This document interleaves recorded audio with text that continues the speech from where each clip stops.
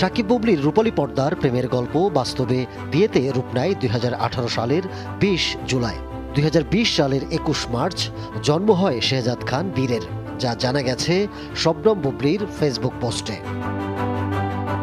সম্প্রতি শাকিব খান জানান সংসার করার কথা, তবে এরই মধ্যে শাকিব বুবলির ঘনিষ্ঠ সূত্রে জানা গেল 2021 সাল থেকেই শাকিব খান ও বুবলির মধ্যে বিবাদ শুরু। সে বছর 18 ফেব্রুয়ারি লিডার আমি বাংলাদেশ সিনেমার মহরত অনুষ্ঠানে দুজন মুখোমুখি হলেও কেউ কারো সঙ্গে কথা বলেননি। তারপরেও শুটিং করেছেন সে সিনেমার।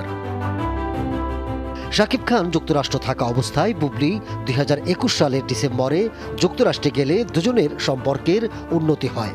কিন্তু বুবলি বাংলাদেশে ফিরে আসার পর তাদের মধ্যে বিভিন্ন বিষয় নিয়ে বাড়ে দূরত্ব।